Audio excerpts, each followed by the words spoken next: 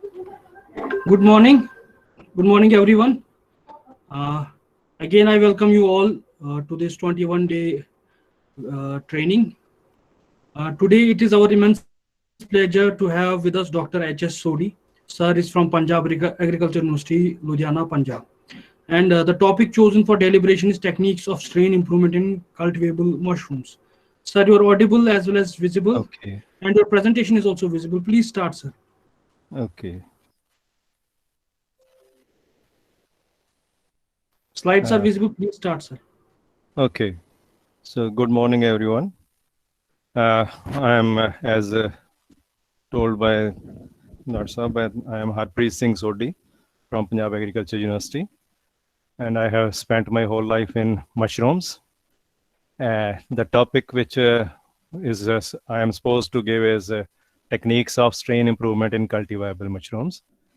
Uh, these are some of the mushrooms which I have kept in mind.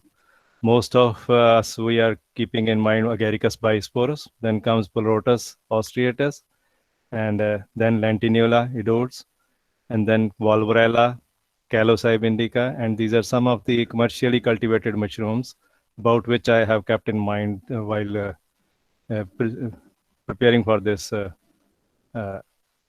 talk.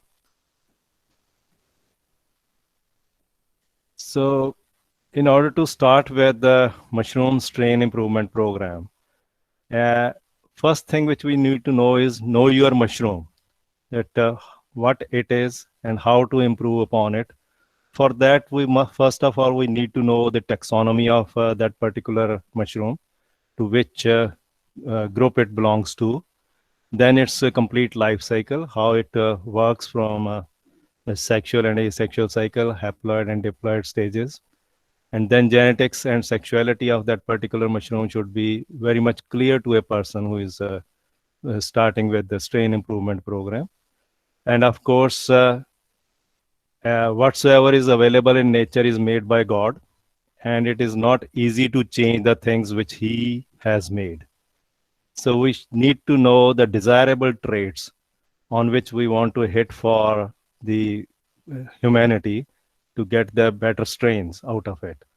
And then, of course, we need to fit the technique which we can use for the strain improvement of that particular mushroom.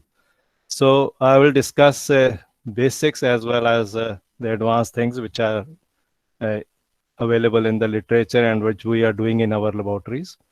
So first is taxonomic. Since most of the mushrooms we know belong to either Basidiomycetes, Basidiomycota, and Ascomycetes, Ascomycota. So first of all, Ascomycetes, which are fungi with sexual spores produced in a sac called ascus. And the examples are morels and truffles, like Morchella esculenta, we know well, and tuber melanosporum. Whereas in Basidiomycetes, they are fungi with spores produced externally on Basidia. And examples are gill fungi like agaricales, rasulales, boletes, polypores, and of course, puffballs also come under Basidiomycetes. Here, Basidia are enclosed in fruit body. And then jelly fungi is there, where Basidia are present in hymenium. Uh, So we need to know, since when we know that they belong to Ascomycetes or Basidiomycetes, at least major characters we come to know that what it could have in its uh, genetically. So this is the life cycle of Basidiomycetes. So here within the Basidia, two different nuclei fuse, that is called karyogamy, to form diploid nucleus, which undergoes meiosis to form four haploid nuclei, so which move through sterigmata to form basidiospores. And then these basidiospores germinate. And when they germinate, two monokaryons fuse, which is anastomosis or plasmogamy, to form a dikaryon, which bears clamp connections. And they do not spend long time in monokaryotic state. So they become dikaryotic and then that dikaryotic mycelium is able to fruit. Okay, so these are the basidiospores on Sterigmata, which is on Basidium. This is ascomycetes. So here male nuclei pass into female ascogonium via trichogyne, and genetically different nuclei pair, but they do not fuse. Genetically different nuclei pair, but they do not fuse, whereas compatible pairs of nuclei migrate and then they fuse, that is called karyogamy, to form zygote. So where meiosis takes place to produce ascus, and with 8 nuclei. So haploid nuclei are cut off to form ascospores, which burst and released, and then they germinate. And when they germinate, these may produce asexual spores as well, and then they can form the ascus, that fruit body as well. Okay.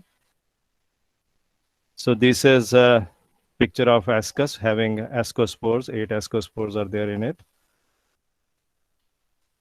Then we need to know the sexuality in mushrooms. Like basically, sexuality in mushroom is determined through specialized genes, which are located in distinct loci called mating type loci or mat loci. So this part is first studied in Schizophyllum commune and then confirmed in Coprinus cinereus. And now we have assumed that every mushroom has got mating type genes. So each MAT locus consists of tightly linked subloci and encodes multi-allelic genes. So this is the point where we have to think about tightly linked subloci, which encode multi-allelic genes. Genes are there which are multi-allelic in nature. So this mating type decides sexual compatibility of fungus, and genes at this locus, mat locus, they regulate actually mating process in the case of, which is required for our breeding purposes in mushrooms. So there are 2 type of mating type genes identified, mating type A and mating type B. So mating type A encode transcription factor, which is homeodomain HD factor, we used to say, which regulates synchronized nuclear division and formation of clamp connections. So each MAT A haplotype typically has 2 different proteins, HD1 and HD2. So, and the active dimer of the 2 types can only form in non-self combinations, but not self combination. That means if this is HD1 and HD2 of A1 gene, and this is HD1 and HD2 of A2 gene, so HD1 of A1 gene and HD2 of A2 gene, they will join, fuse together, and they will form a heterodimeric protein of different specificities, which is used to activate transcription factor, which enter the nucleus and regulate transcription of a specific gene. So these are HD genes are typically accompanied by the mitochondrial intermediate peptidase gene, MIP genes, and a beta flanking gene. So these points we have to keep in mind while working in our laboratory, since these may interfere or these may help us in proceeding for the breeding purposes.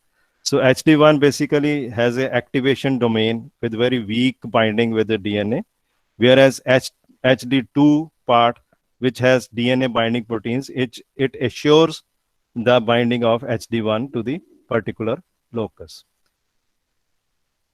Then mating type B. This is mating type B genes encode for small peptide pheromones and pheromone receptors or precursors, and they together control nuclear migration and fusion of the clamp connections. So basically, pheromone receptors belong to the G protein coupled family of receptors located on cell membrane. They sense pheromones outside and activate a specific pathway inside the cell. So pheromone from one individual interact with receptor from the partner and vice versa. So this is how it works. And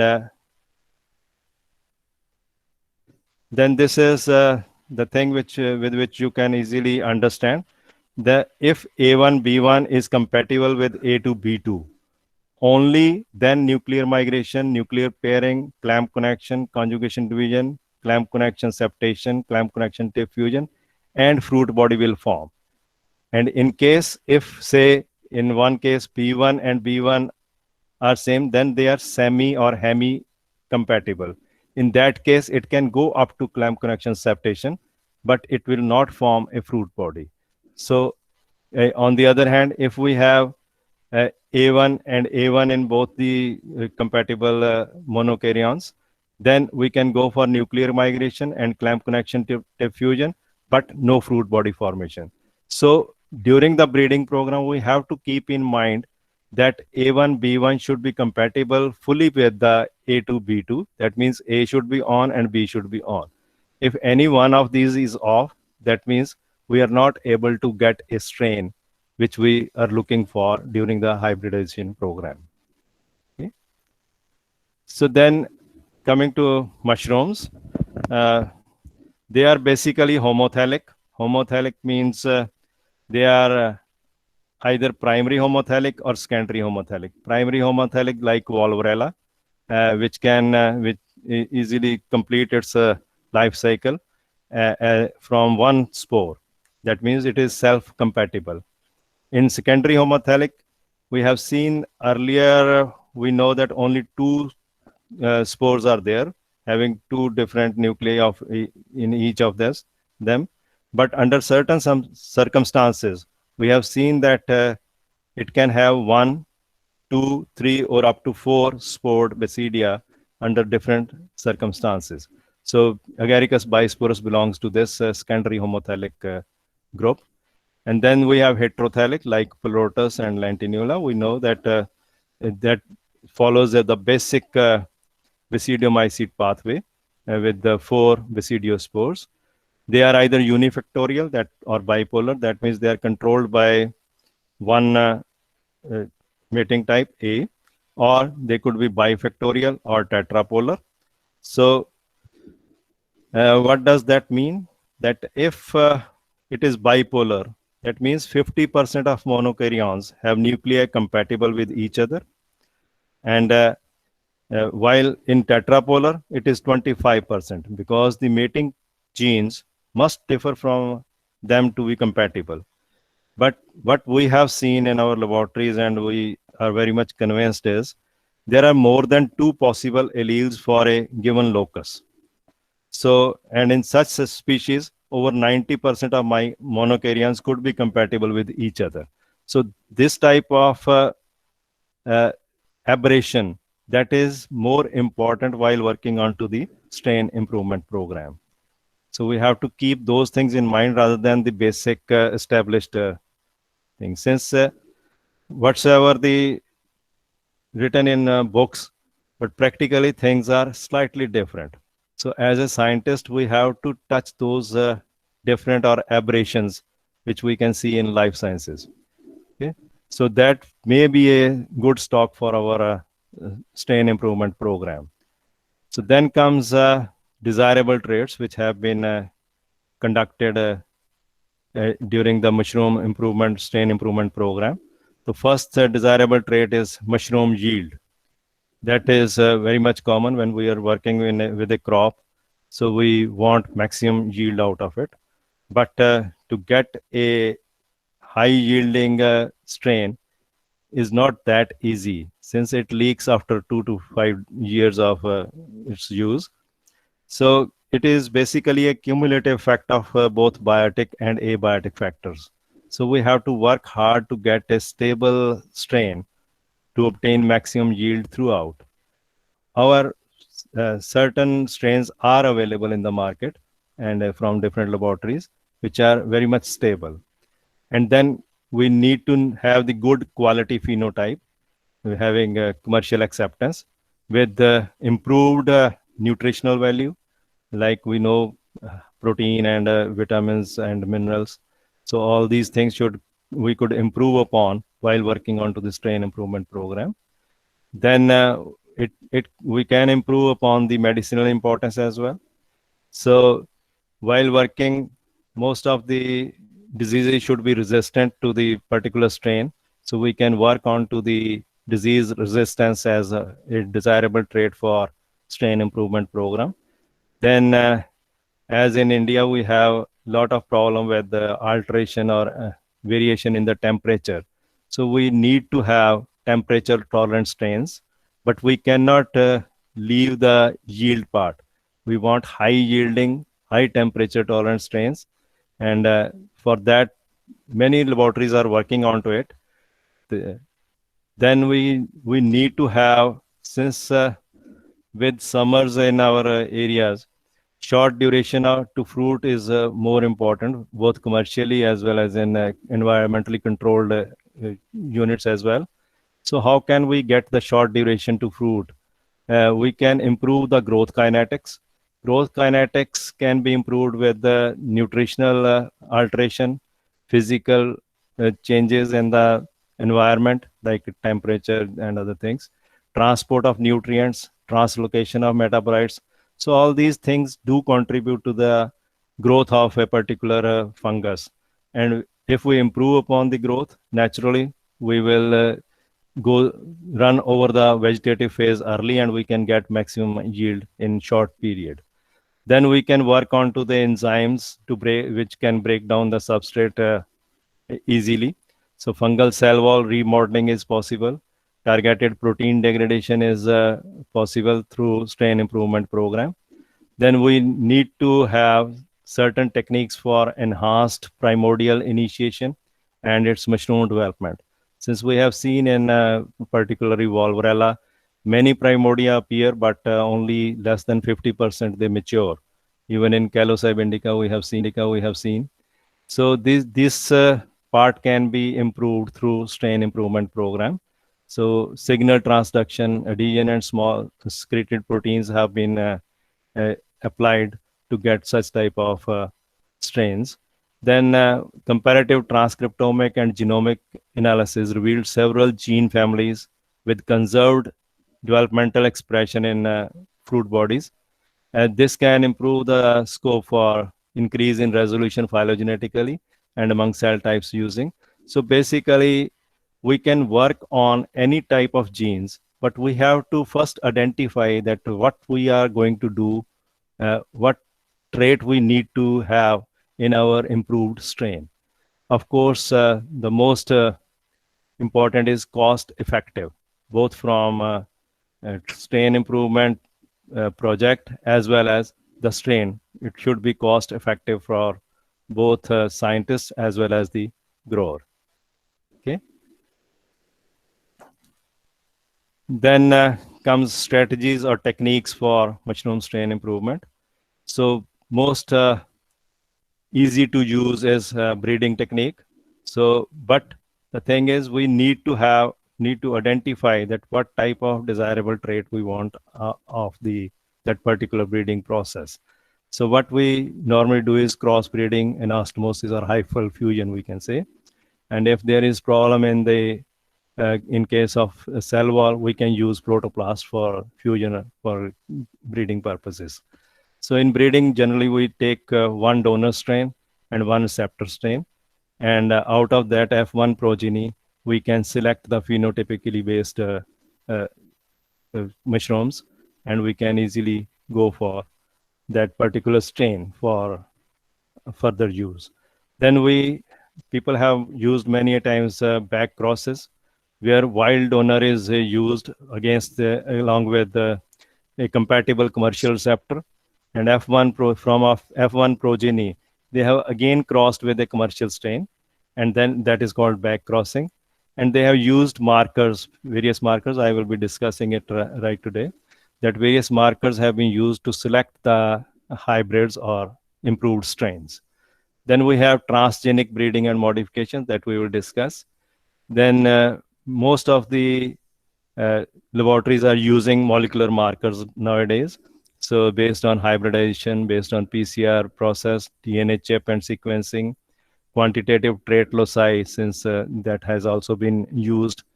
And of course, mutagenic treatments have been used to improve upon these strains. and then those mutants are further used for breeding purposes. So this is how people are in different laboratories are working on to the techniques for strain improvement program of mushrooms. So first, we can talk about transgenic breeding and modifications. So what does transgenic breeding and modification involves? That involves the change or silencing, destruction or elimination of a gene uh, to reach different targets or needs. So these techniques actually basically all techniques which are available for life sciences are applicable onto the mushroom mycelium as well.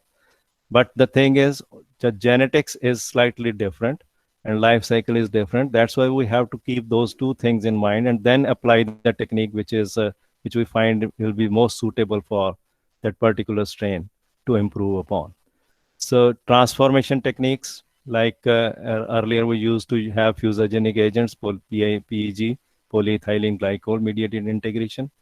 Then in case if there is a problem of transfer of particular gene, then we can use forced electroporation or electrofusion. These instruments are available in the market, so we can use these as well. And of course, agrobacterium tumefaciens mediated transformation has also been used in Agaricus bisporus first transformation by Dr. D. Giroux et al. 1998. Then, of course, particle bombardment using gold or tungsten and writing the DNA onto it and then incorporate DNA into protoplast, mycelium or basidiosmores. So hygromycin B resistance marker from E. coli has been introduced in Agaricus bisporus and Plotus using this type of technique. And these techniques are available in our India in many labs, and we can easily use it. So then restriction enzyme mediated integration is possible for transgenic breeding, since we know that restriction enzymes give staggered end palindromic sequences, and they are compatible with each other. So we can use this technique for improvement of or change, causing a change in the particular gene for its expression. Then transposon-aided gene knockout system has been successfully used for efficient gene identification and target gene disruption for gene modification in filamentous fungi. So in Agaricus bisporus, we have seen that an efficient homologous site-directed integration of transformation plasmid has been done by isolating the browning causing tyrosinase gene, and then that is introduced into it in antisense orientation. This is how they have used right 20, 30 years back. And that type of things have encouraged us to work on more on molecular and use of molecular techniques in strain improvement program. So then most of the people have used molecular markers in all strain improvement programs. So basically what molecular markers are, they are DNA segments located near the genes of interest. Molecular marker techniques based on hybridization is RFLP, which I shall be discussing, I think. PCR, RAPD, SCAR, AFLP, SSR, DNA chip and sequencing-based DNA markers are SNP. Quantitative trait loci have also been used as molecular markers or gene tagging for gene tagging. So I shall be giving a brief overview of the molecular markers. So in mushroom breeding, molecular marker use has been started in 70s by Dr. Raper and Dr. Elliott. So they have identified auxotrophs earlier in Agaricus bisporus. I think the first one was adenine auxotroph, then methionine, then proline was there in Dr. Elliott's lab. So they have been using auxotroph as a molecular marker to identify the fusants or hybrids. Then they have used sensitivity and resistance to metabolites, particularly fungicide metabolites. They have fungicide resistant strains they have developed, and which can be used from sensitivity to resistance to identify the dikaryotes. Then conditional markers have also been used, like temperature sensitivity, metabolic secretion, So people are using different markers. These are the things which are, I think, near to 80s. Then RFLP was very much common in identifying or seeing different type of mushrooms in one genus. Then May and Royce have coined isozyme markers. So all these markers were used to elucidate mushroom life cycle and confirm crosses between homokaryons. Since we know that in Agaricus bisporus particularly, there is no clamp connection, so to identify crosses was not that easy. So they have used started using different markers, and thereafter many other markers started. Variable number tandem repeats, allele specific oligonucleotides, polymerase chain reaction, allele specific, oligonucleotide polymorphism, sequence tagged sites. So all these have appeared in 80s, we can say, when PCR technique was established. Then second generation RAPD, random amplified polymorphic DNA, then sequence tagged microcrystalline sites, then restriction landmark, genome scanning, T-generate oligonucleotide primer PCR, so multiple arbitrary amplicon profiling, sequence characterized amplified regions. So all these are available in the literature. So which one suits us for that particular strain improvement, particular strain and its strain improvement, that we have to decide accordingly while we are working with. These are new generation DNA markers, selective amplification of microcrystallite polymorphic loci, then directed amplification of mini satellite DNA PCR. Then there are retrotransposon microcrystalline amplified polymorphism, then inter-retrotransposon amplified polymorphism. These markers were used in our mushrooms Agaricus bisporus at DMR Solon. So these most of these things are available in literature. And at the moment, I have seen that there are nearly 384 different DNA markers available in the market. And some of it are being used in our mushrooms as well. So I'll discuss those which have been used in mushrooms, particularly in Agaricus, Plotus, Volvarella, and the mushrooms which we are using here in India. So simply giving a bit of detail of those markers: restriction fragment length polymorphism. Here DNA is cleaved with restriction enzymes, then run onto the electrophoresis, then transferred onto the membrane, then radioactive labeling of probe, then probe is hybridized.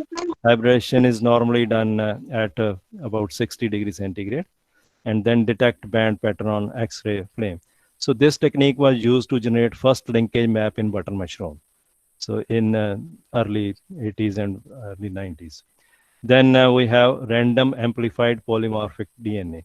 Then that means we have nearly 10 nucleotide single synthetic oligonucleotide primer of nucleotide sequence, which is used to anneal at low temperature at multiple locations on microbial genomes, that generates amplicons characteristic of the template. So this marker was used as to analyze the genetic diversity in different strains available in the market at that moment.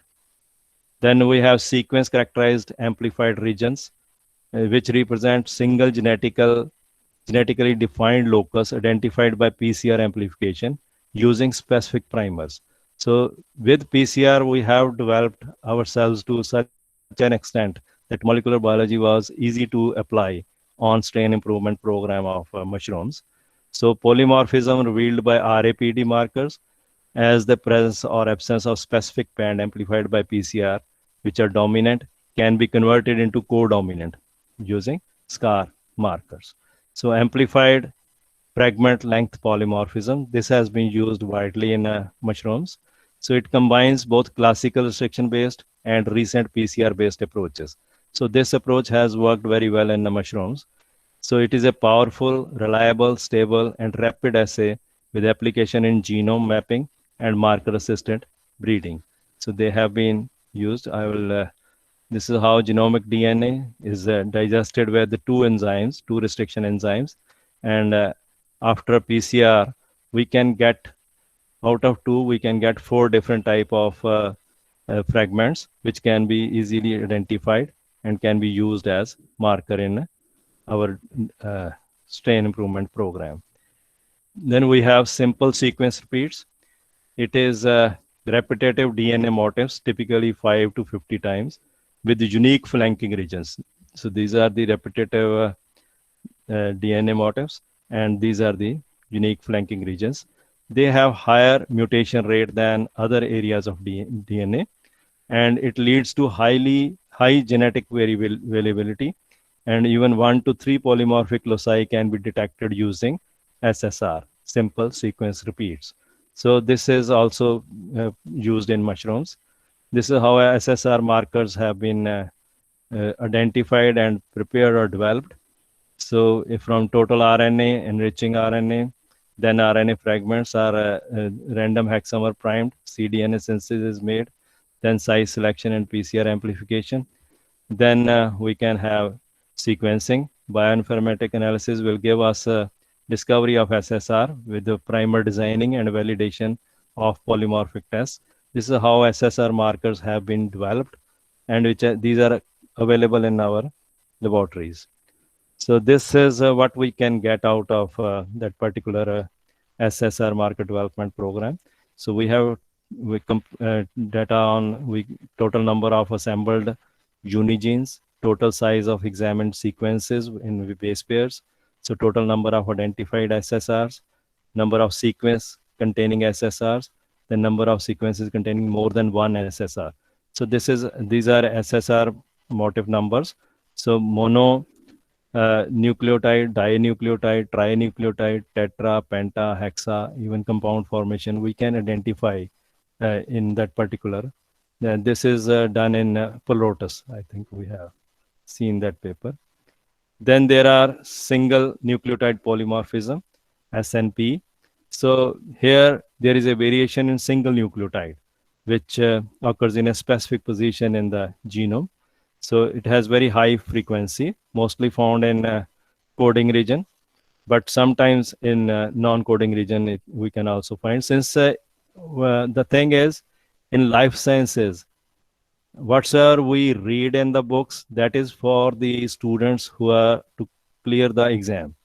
But while working in our laboratory, everything distorts. Since our major concern is towards, since in most of the books we have seen that they found in coding region, but there are reports where it is in non-coding region as well.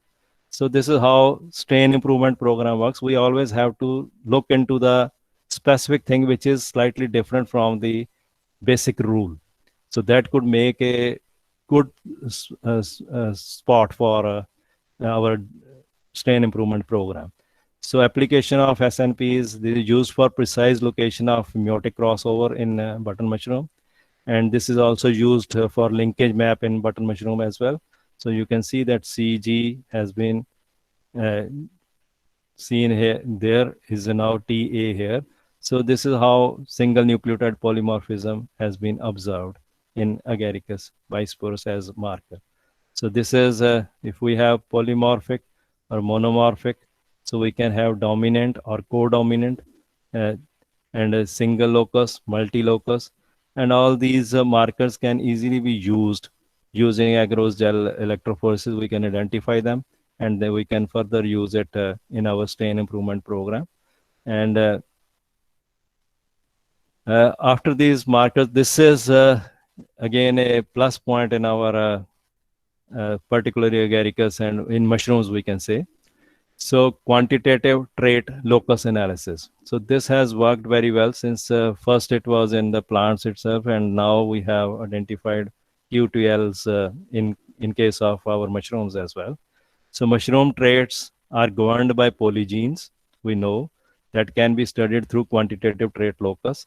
What is this QTL? It is a statistical method which link phenotypic data with the genotypic data. So it explains the genetic basis of variation in complex traits. Since we know that in our mushrooms, most of the desirable traits need to be studied through QTL analysis. So it identifies specific regions or loci of chromosomes with respect to its effect on traits. So once QTL is identified, so that makes us easy to target that particular QTL or that particular QTL where we can have molecular techniques to improve upon that particular strain, and we can make a very nice linkage group of that particular QTL, and then that can be used further for crossovers. So complex traits such as yield, resistance to disease, quality characteristics are usually inherited quantitatively, as we know in case of mushrooms. So basic objectives of QTL mapping are to investigate number of genes influencing a trait, to find out location of gene which affect trait of interest, to know the effect of genes on variation of the trait, to carry out study on linkage between genes of interest. So these have been clarified in case of our Agaricus bisporus and other mushrooms very nicely, and we can easily understand what is going on. And this is one example where we have there are 12 linkage groups which have been identified. This is the case of, I think, Pleurotus species, where yield, period of spawn running, length, stipe thickness, cap color, pileus diameter, quality of the mushroom, period of pin heading, earliness in days. So we have identified these 9 traits which are having about 71 QTLs in 12 different linkage groups. So this will give you an idea that how QTLs can be identified, and we can work on that particular desirable trait where most of the desirable trait is present in one quantitative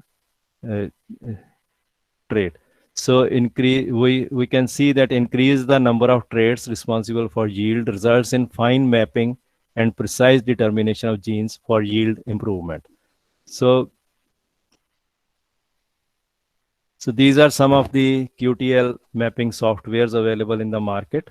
So we can easily use these for a particular desirable trait and then identify that this is an example of comparative mapping of a quantitative trait.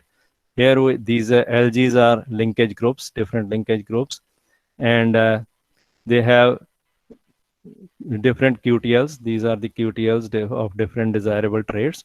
Here in this diagram, we have QTL resistance to bacterial blotch, QTL resistance to trichoderma metabolites, QTL resistance to L. fungicola, that is bubble symptom. So all these points have been identified where particular number of genes are responsible for that particular trait. And this trait we can use for switching off the gene, switching on the gene, or going for a particular cross where we can improve upon the strain with respect to our requirement. So basically, quantitative trait locus. This is identified in Agaricus bisporus for yield, disease resistance, shelf life discoloration, firmness, compost colonization, mushroom cap scaling. So these papers are available. You can easily go through those papers and think where you can hit for the strain improvement program in Agaricus bisporus.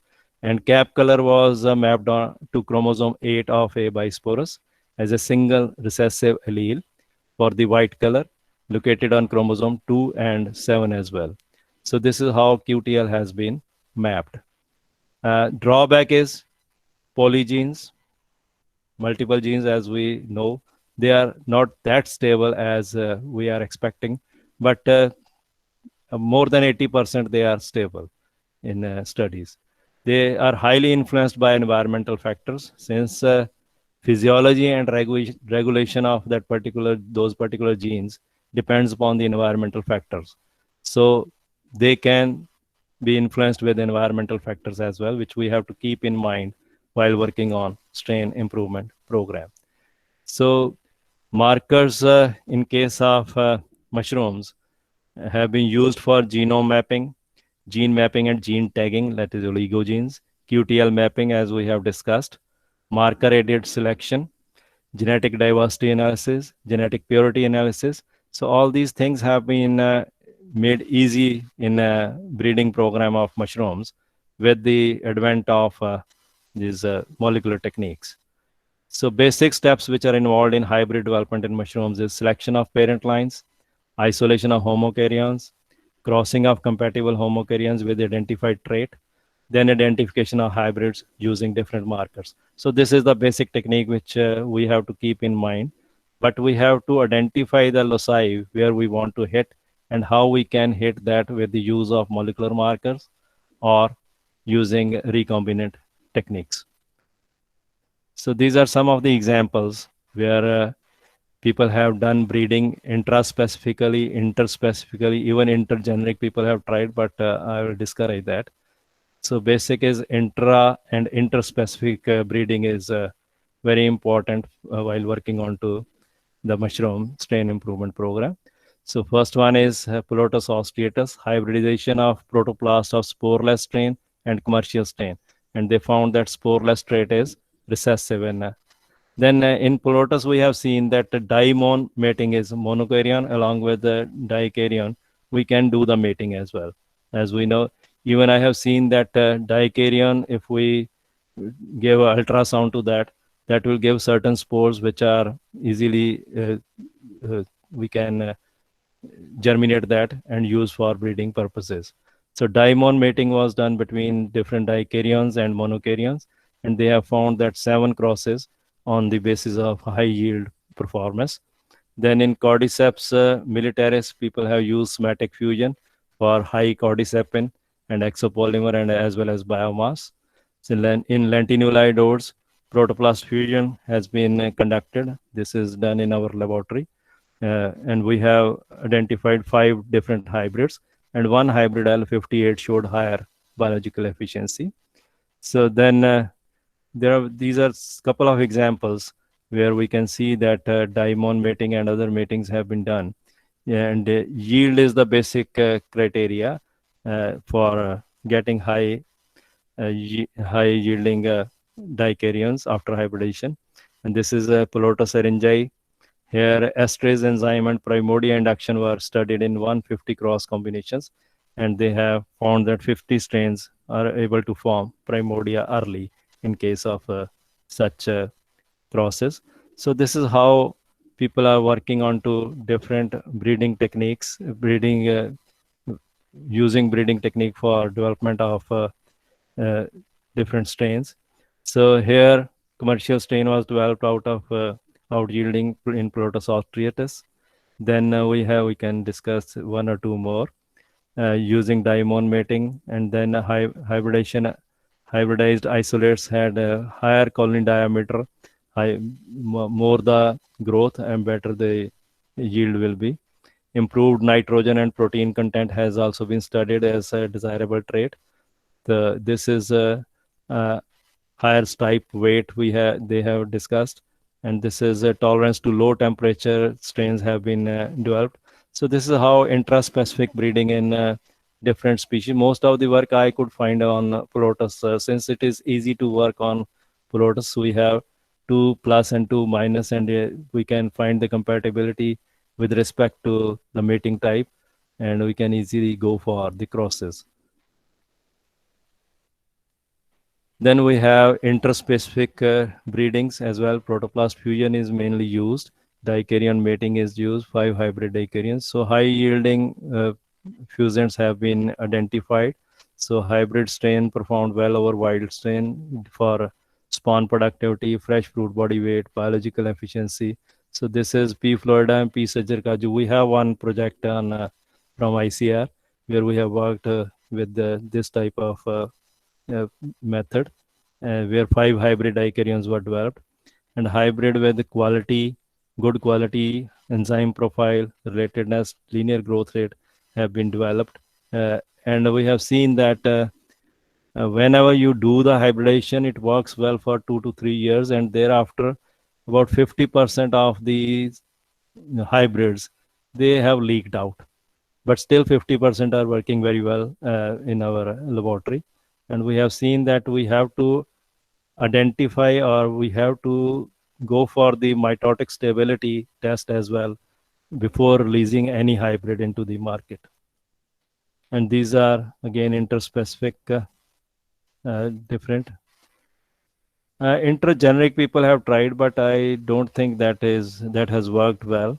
And of course, there is one paper by Dr. Anupam Bar from DMR and his team, and they have. I have got most of the things from him for this table, and then of course, if nothing is working, then mutagenic agents can also be tried to improve upon a particular strain. And mutagenic agents are mutagenic physical mutagens like radiations, UV, X-ray, gamma ray, chemical mutagens, as we know well, bromouracil, EMS, then methyl methane sulfonate, nitrosogonadine, and these type of chemical mutagens are easily available and can be used for mutagenic treatment of these spores or of mushrooms. So even biological mutagens like tDNA insertions and transposon tagging have also been used. So each mutagen has a particular feature, and we have to identify that which mutagen will be the most suitable for our strain improvement program for a particular desirable trait. Then these are some of the examples of different mutagens, mainly UV, nitrogenoin, UV, gamma radiation. They have been used in our different laboratories. And traits we have considered is sporelessness, variation we have studied, high protein, high growth rate, high temperature, then high biological efficiency, higher cellulase activity, sporelessness, improved expression of malate dehydrogenase, so improve antioxidant properties, enhance cellular-lytic activity. So these are some of the traits which have been kept in mind in mushrooms for particular mutagenic treatment. Now, since while talking about strain improvement, everyone is curious that what is the fate of Agaricus bisporus in strain improvements. I must say that not much has been done. No doubt we have worked very well, but output is not that good as in other mushrooms. So initially we had three types of mushrooms: white, off-white, and brown strains. Then there is mainly selection of heterokaryotic single spore isolates. Then generate multi-spore cultures. Dr. Elliott has given, and Dr. Chang has given many reports onto that. Of course, Dr. Gerda Frischi, she made first hybrid in 1980, host U1 strain.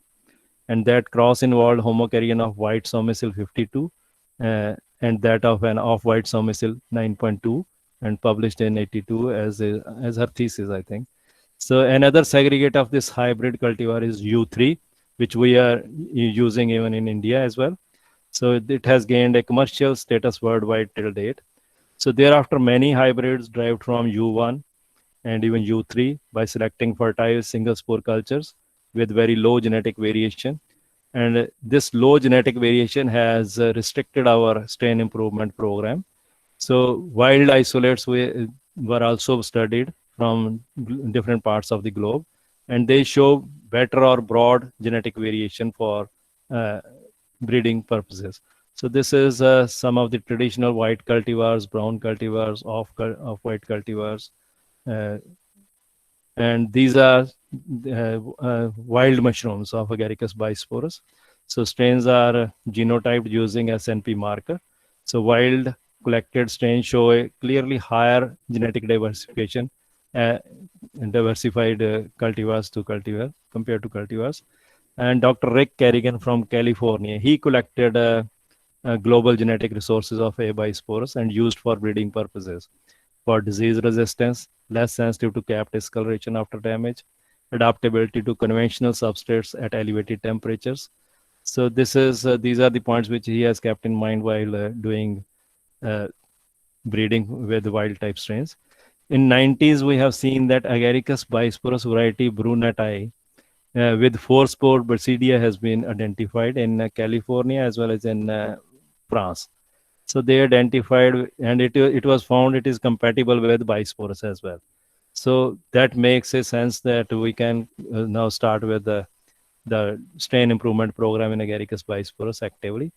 In 2012, Agaricus bisporus genome was sequenced for Homocarina H97 of U1 strain, which is 30 MB assembled in 29 scaffolds, made linkage mapping and trait loci assigning easy.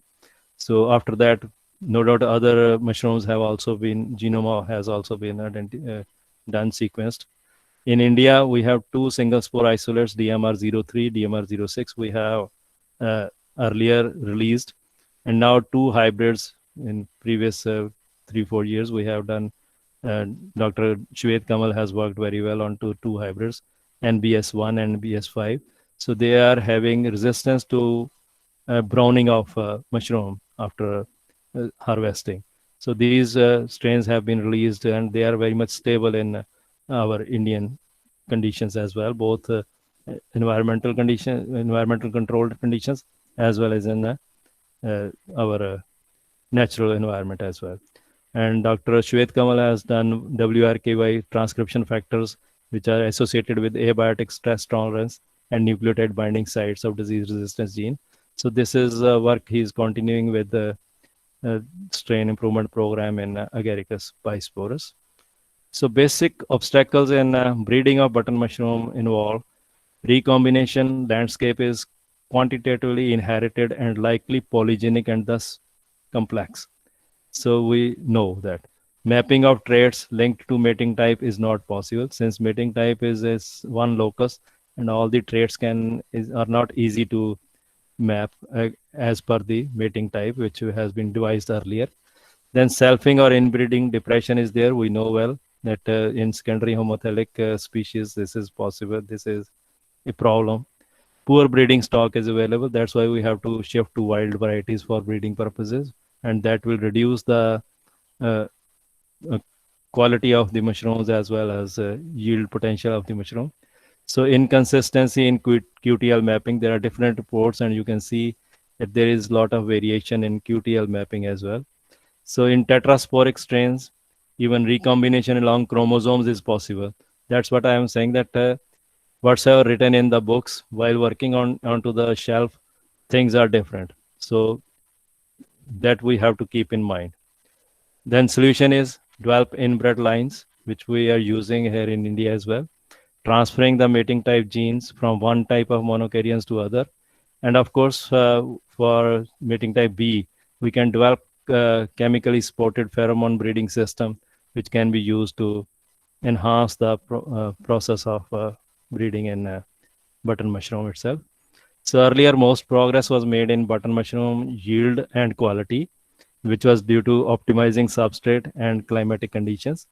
And in last decades, we have seen that well-defined hybrids have been developed in USA, China, Netherlands, and even in India, as I have discussed. So based on knowledge gathered on different Basidium mycetes, but still there is no policy to protect improved varieties of strains. Anyone can take from the market and start working that as a breeding stock or start using it commercially. So such type of policy we need to have in our breeding program. So if we talk about the future of breeding program in mushrooms, with mapping of the mushroom genome and understanding the functional genomics in mushrooms, complex traits such as yield, size, color, shelf life, physical stress, which are controlled by more than one gene, can be undertaken. So people are working onto it, and we have very well identified these traits. A higher biomass of improved strains of mushrooms can be produced on low-cost waste materials. So mushrooms can also be utilized as bioreactors in industry for protein synthesis and pharmaceutical compounds for medicinal mushrooms. The proteins manufactured in improved strains of mushrooms can have higher specific biological activities in humans than those produced from plants. So production of new mushroom cultivars with novel and improved traits will provide the industry with options of solving food problems and increase the production efficiency. So we can, with the improvement of tools available to the breeder, decoding mushroom genome and commercial pressure facing the industry can propel efforts of strain improvement development program in future.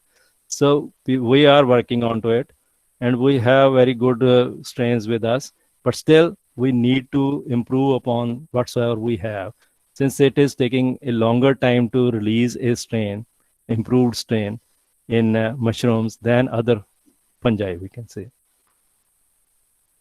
With this, I think I have given an overview of the techniques which are being used worldwide for strain improvement of different mushrooms.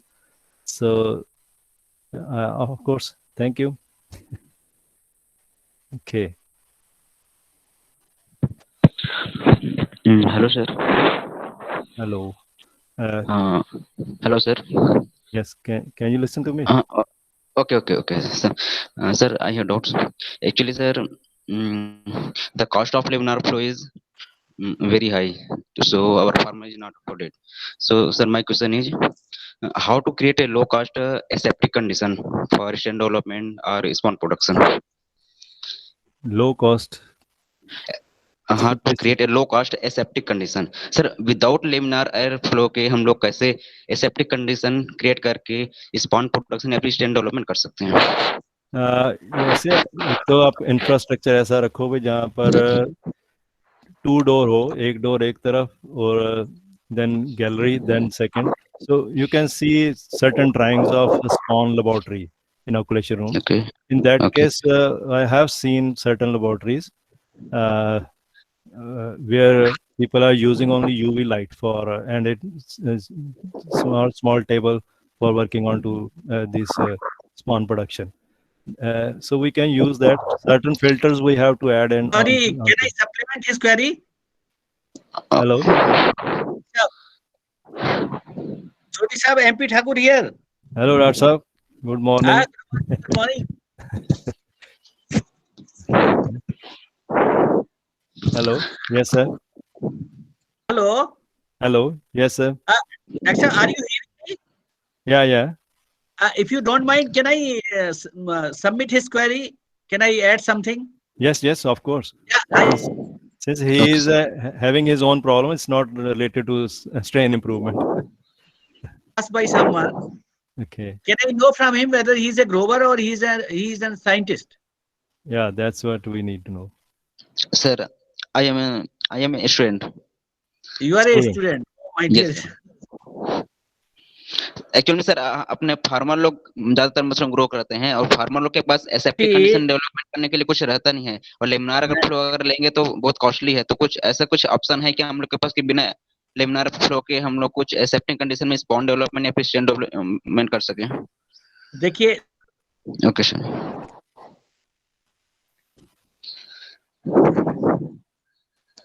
Strain improvement का काम है, you leave it on the scientist. यदि मैं यही जानना चाह रहा था कि whether you are a student or you are a grower. If you would have been a grower, I would have suggested not to go for a spawn improvement because it's a highly technical job. You have to identify these. Okay. Yes, anyone else? In mushroom science or maybe in plant pathology, and when you become scientist, you ask such questions because it's a highly technical job, friends. Yeah, it's I'm not demoralizing you. I'm only saying that.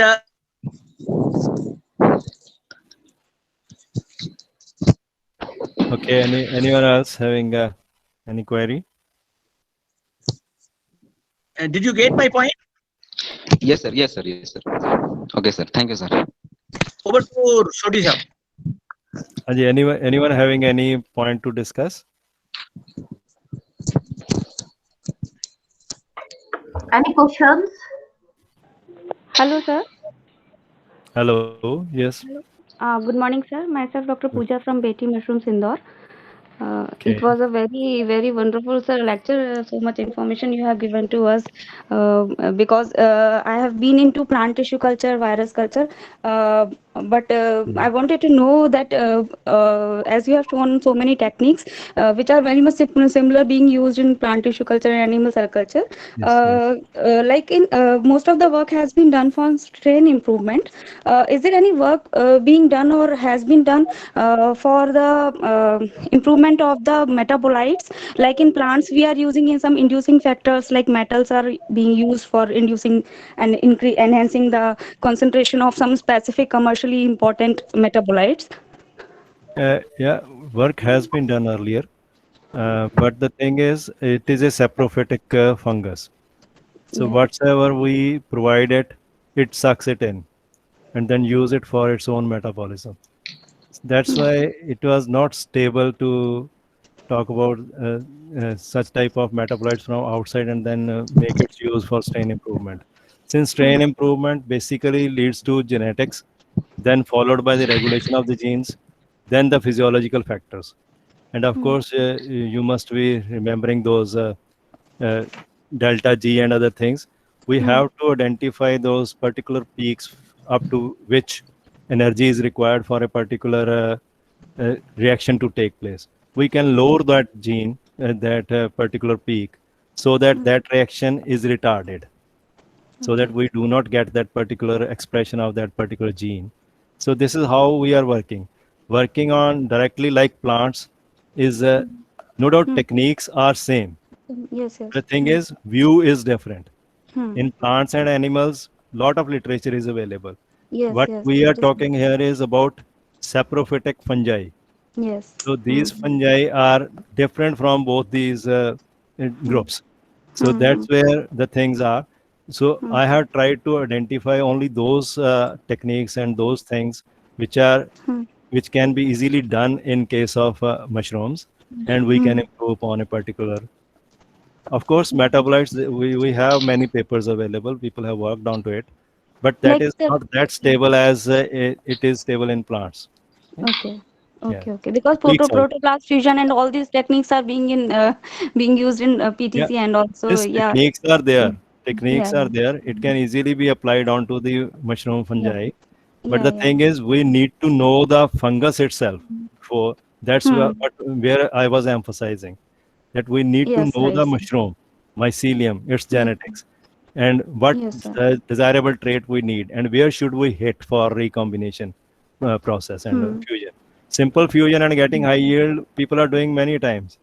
But I have seen that 50% of my improved hybrids, although theses are there, but that hybrid has leaked out. So the thing is, Yeah. we have to identify that those particular loci where we want to hit. And with molecular biotechniques, we can easily do that. And we can produce stable hybrids.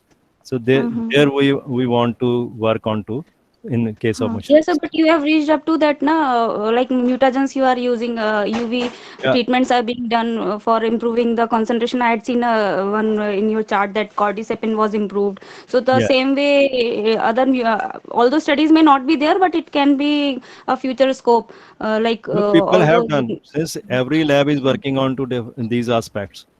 The Okay, thing is, okay. stable thing is not coming out for the use of our farmers. We can say we are not able to give that type of strain for Yes, its use with particular desirable traits.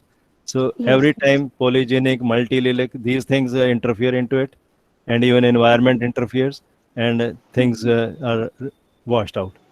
So no doubt the things which you are talking about, you will get a lot of literature for that purpose. But that okay, literature is not giving us the practical things.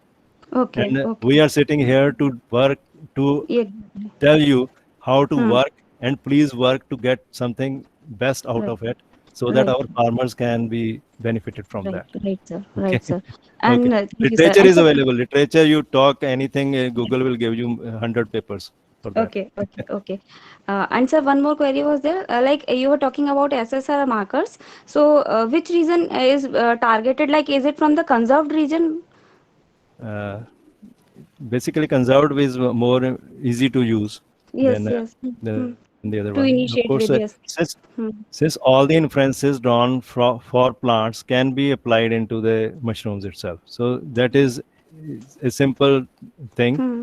Any Hmm. technique which you find is working into one, we can Hmm. try that one as well here, and people are using it. It's working very well in conserved regions. People have tried, and some reports are there like at Sonnenberg Netherlands group. They are Hmm. doing on different regions as well. Okay, Okay. okay. There are different papers available. Okay, thank you, sir. Thanks a lot, sir. Okay, welcome. Namaskar, sir. I am Satyajit Mahapatra, basically a mushroom grower and mushroom lover from Jharkhand. Uh, First of all, Yes, sir. I want to I am expressing my gratitude to the scientific community that they are working day and night, working hard for the benefit of mushroom, and which will be ultimately benefited for the farmers. My Yes. queries are, sir. Yeah. The first query is that about the Agaricus bitorquis. Since you have explained a few times about the Agaricus biosporus, but Yes, yes. as there is a challenging आप disease Hindi में बात called कर सकते हैं. false truffle in the bitorquis. Okay, sir. False Actually, truffle जो disease होता है, एक बीमारी होता है बाइटोर्किस में, जो कि एक चैलेंजिंग है, क्योंकि इसमें चूंकि हाई टेम्परेचर पर ग्रो होता है, 28 to 30 डिग्री स्पॉन रन है और 25 डिग्री कूलिंग टेम्परेचर है. I know bitorquis. So I want to know that, sir, is there any that means progress is going on about the strain improvement of the Agaricus bitorquis? Actually, we have been working on Agaricus bitorquis.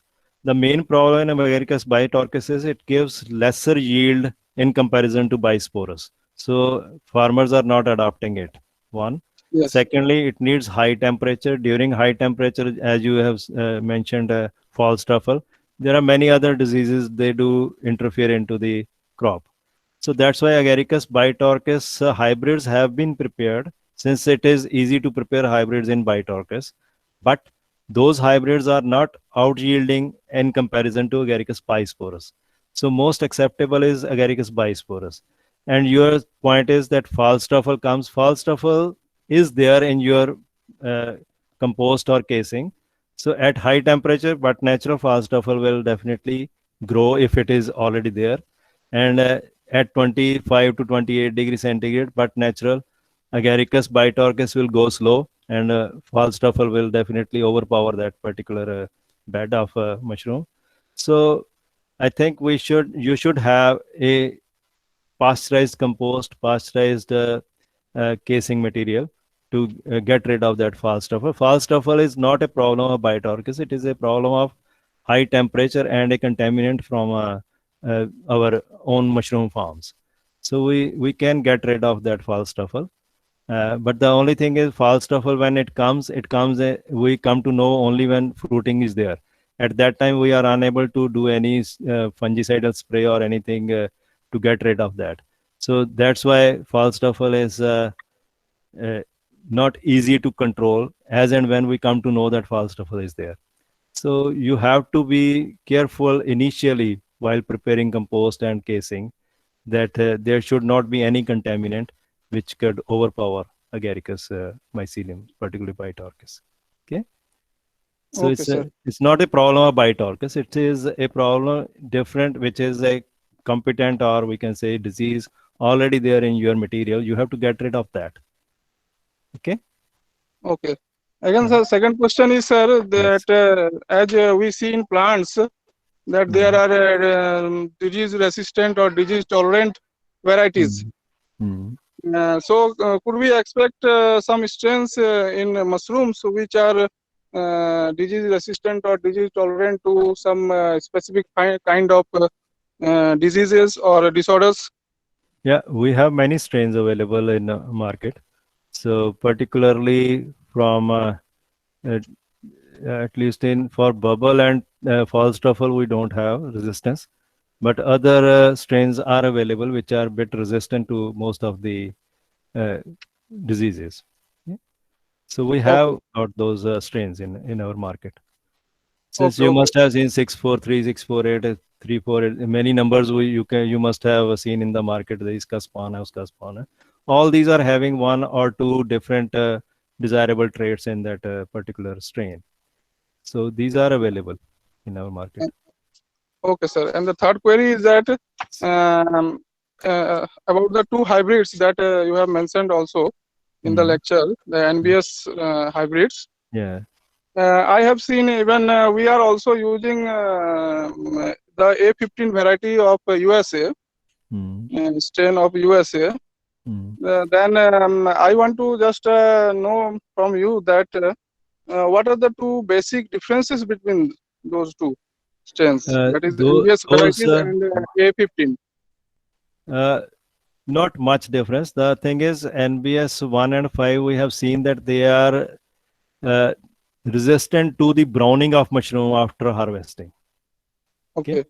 So that part is required in our Indian conditions when we are transporting mushroom from our farm to the consumer. So that part has worked very well.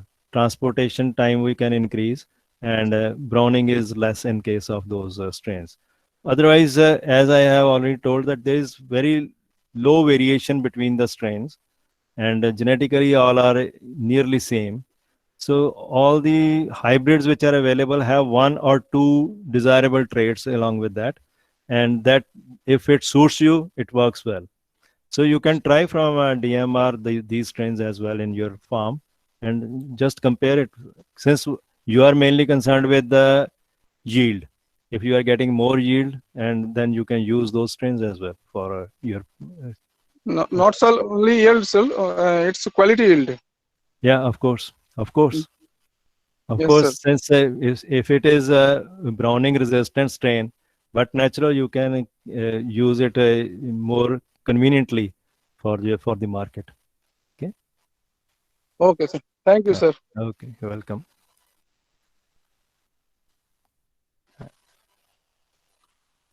Anyone else? Sir, very small question. May I ask once more? Yes. Yes, please. Sir, I wanted to know that as you had shown in your presentation that so much work has been done and is being done No. for a sporeless strain in case of Plutus. So, is there Yes. any strain released in for market for commercial production? Yes, from IIHR Bangalore. That madam had they have released one strain, sporeless strain, Is it, sir, and Hypsidizygus salmaris, no Plotus ostratus? ostratus, I think. Okay, that So is a they sporeless strain, right, sir? Yeah, sporeless. What we say sporeless means Hmm. quantity of spores is less. Less. Yes, It right, is sir. not completely sporeless. Yes, yes. Hmm. So since there is problem of lung disease in farms for the Hmm. farmers, In case so of that's why Florida, it this is is actually. this sporeless Hmm. strain. We mean that it will not lead to that lung disease problem with the farmer. Hmm. So So that. sporeless means less spore generating mushrooms. So Okay. Pilotus has been released in 19, I think 80s somewhere. Yeah, So it is in market already, Plutus ostratus, but I yes, had a little bit confusion in regarding. Bangalore it is Yeah. being used, and we are also using that strain. So it Yes, is yes. working very well. Right, Still, it sir. has attained that character of sporelessness. Mhm. And sir, I wanted to know the difference between the two varieties like Plutus EOS and Jammer. Both are pink, but what is the difference, basically? Genetically, they are bit different. Strain-wise, they are different. Like, Yeah, of course. but Since physically, sir, I wanted to know. physically, actually, with the environmental conditions, you can alter the physical situation of that particular fruit body. Okay. So basically, under one circumstance, there is a difference between the two. If Okay. you grow both of these, then you will Hmm. find a difference in fruit bodies. But with Hmm. altering environmental conditions, Hmm. so one looks like the other. Hmm. Hmm. Hmm. So since Pilotus have many species which look alike, but genetically since they are different, that's why they have given different species name. Yes, yes. Hmm. And sometimes they are given one species with variety. Hmm. This is what is happening in Pilotus itself. Hmm. Okay. Thank you, sir.